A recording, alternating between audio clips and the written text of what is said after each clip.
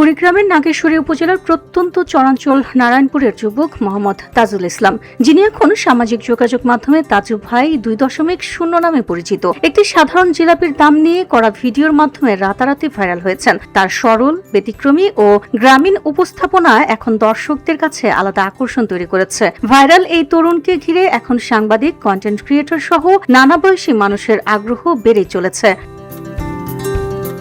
তাজুল ইসলাম কুড়িগ্রামের নাগেশ্বরী উপজেলার নারায়ণপুর গ্রামের বাসিন্দা। তিনি সিরাজুল ইসলামের ছেলে এবং 6 ভাই বোনদের মধ্যে সবার বড়। পেশায় একজন রাজমিস্ত্রির সহকারী হিসেবে ঢাকার বিভিন্ন এলাকায় কাজ করেন। কাজের ফাঁকে শখের বশে মোবাইল ও বোম হাতে ছোট্ট ছোট্ট ভিডিও তৈরি করে ফেসবুকে পোস্ট দিতেন। অভাব অনটনের সংসারে পরিবারের কষ্ট ভুলতে শুরু করা সেই ভিডিওই এখন তার ভাগ্য বদলের স্বপ্ন দেখাচ্ছে।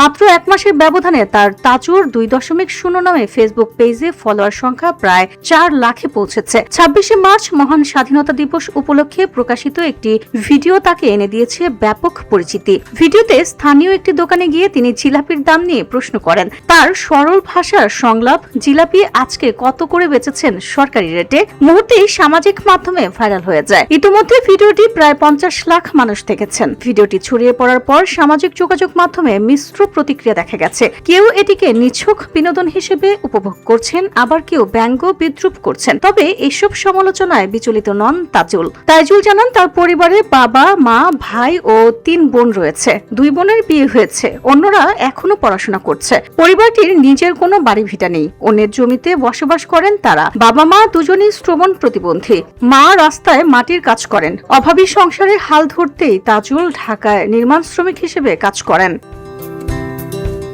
তিনি বলেন 3-4 মাস কাজ করার পর বাড়িতে এলে ভিডিও তৈরিতে সময় দেন তিনি। বিনোদন প্রেমী তাজুল গান বাজনার দলের সঙ্গেও কাজ করতে পছন্দ করেন। তবে তার ভিডিওর পেছনে শুধু বিনোদন নয়, রয়েছে নিজ এলাকার উন্নয়নের আকুতিও।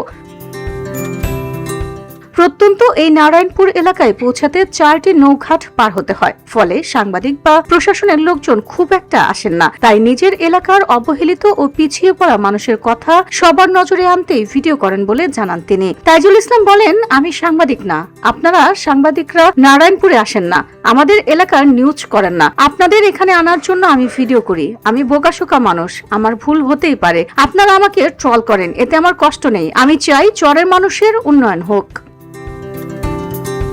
VOD Bangla news desk.